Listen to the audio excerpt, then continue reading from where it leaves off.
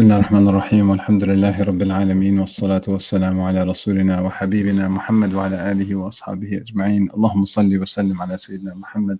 اللهم صل وسلم على سيدنا محمد. اللهم صل وسلم وبارك وأنعم على حبيبنا محمد وعلى آله وأصحابه أجمعين. Alhamdulillah, thumma alhamdulillah, thumma alhamdulillah. We are embarking on the first of the last 10 nights of Ramadan.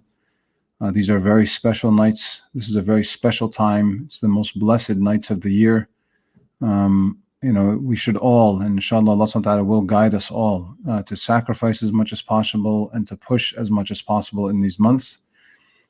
Try to increase, even if you've already increased in the first part of Ramadan, try to increase your ibadah in these last 10 nights. You will not regret. On your deathbed, you will not regret, losing an hour's sleep or pushing yourself past your comfort level, or ignoring that text or that video or that whatever, and investing that time instead in worshiping Allah.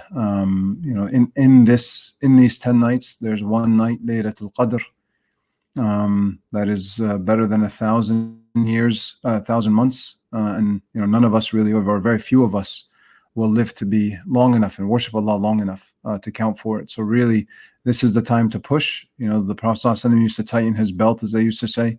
In these times, he used to wake up his family throughout the night. He used to spend the entire night in qiyam. So let's do our best, inshallah, as we embark on these nights to make the most of them. It is a huge blessing from Allah that we've gotten here. Let's do our best, inshallah. Let's make our intentions. Ya Allah, allow us all to make the most of these last 10 nights. Ya Allah, allow us all to make the most of these last 10 nights.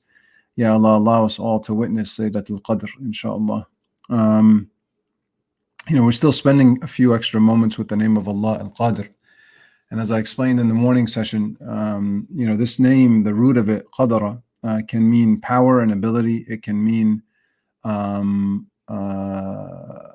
sort of fate, or having something written out, right? And it can mean like measurements.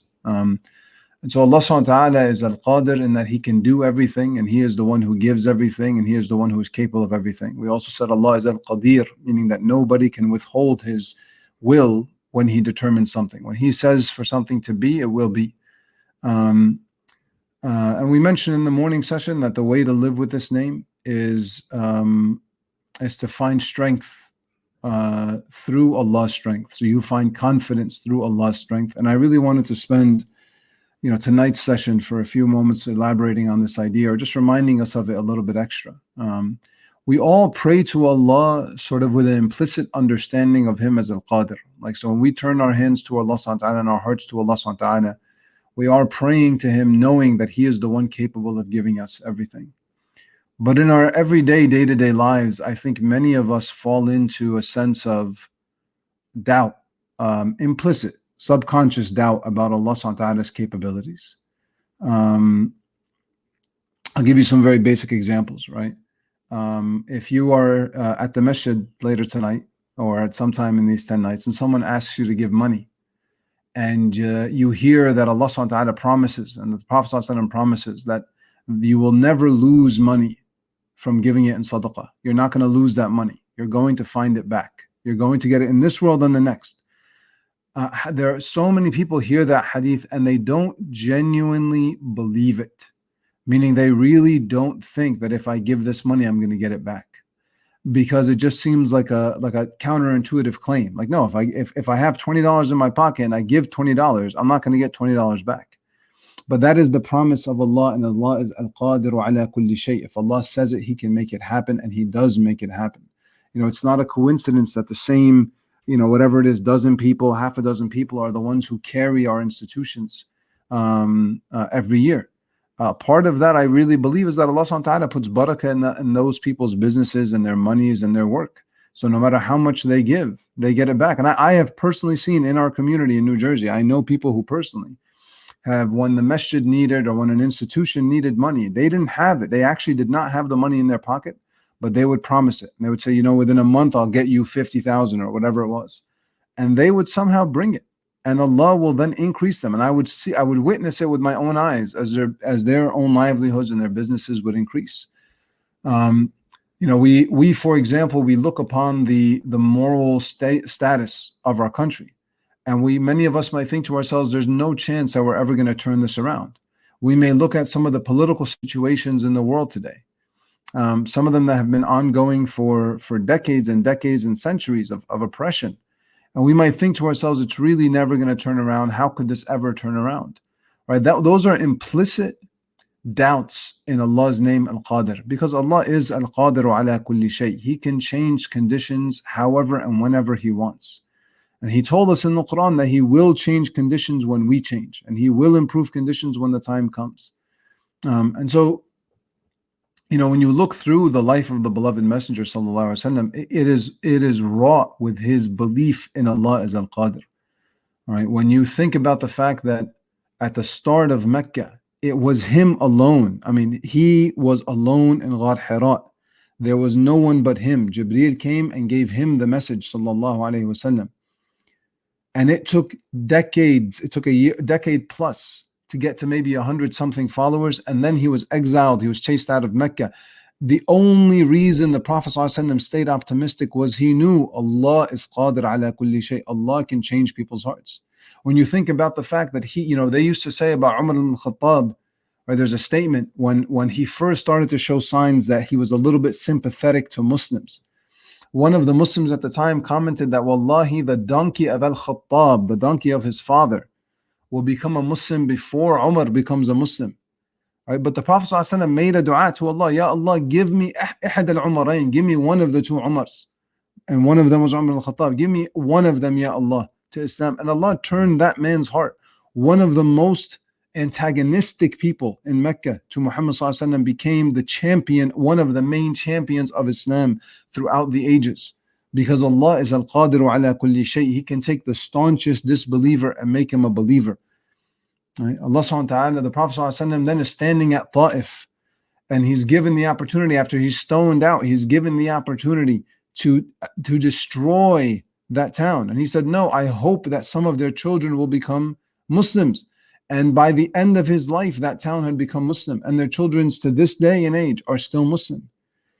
The Prophet ﷺ believed in Allah as Al-Qadiru ala kulli shay and Al-Qadir, that no one could stop His will, and that Allah can and will do any and everything that He wills.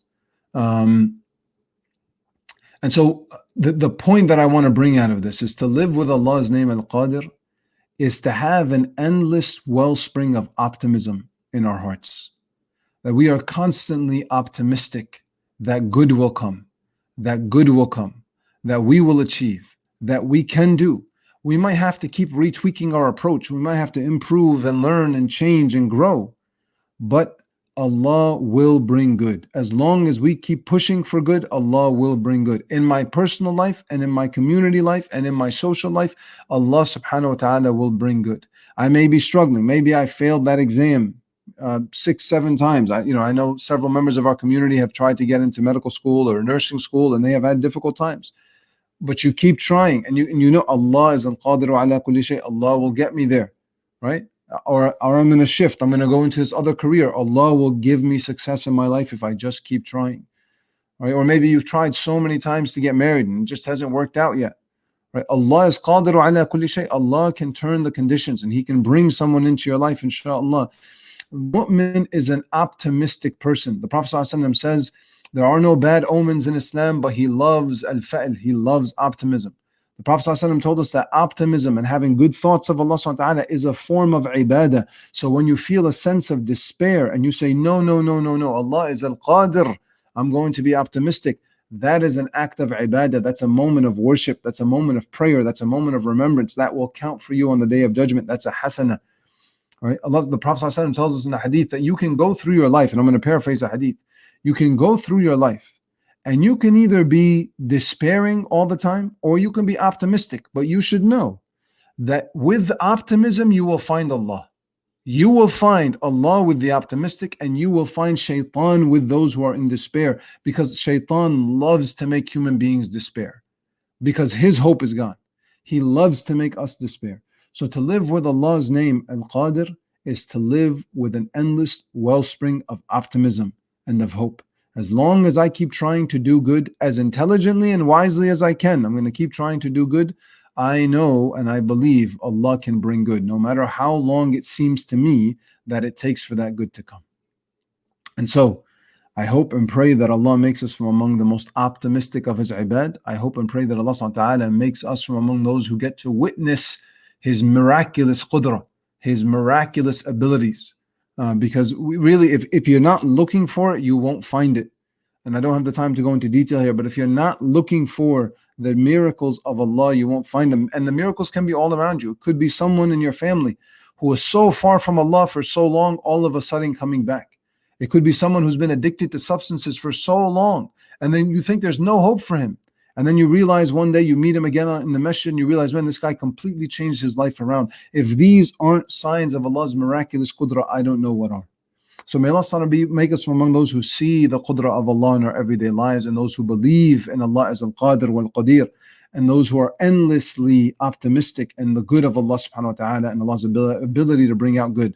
Again, I pray that Allah subhanahu wa ta'ala allows us to witness Laylatul Qadr, which comes from the same root, and He allows us to make the most of it and get all the barakat. Even those of us who maybe haven't made the most of Ramadan so far, have hope in Allah's qudra. He can change your heart from now to make the most of it. Put the intention, make the dua, put together a plan of action, and go for it. May Allah subhanahu wa ta'ala bless you, inshaAllah. May Allah increase you in these last 10 nights, and may Allah allow us to exit this month completely forgiven. Wa jazakumullah khair. Wassalamu alaikum wa rahmatullahi wa barakatuh.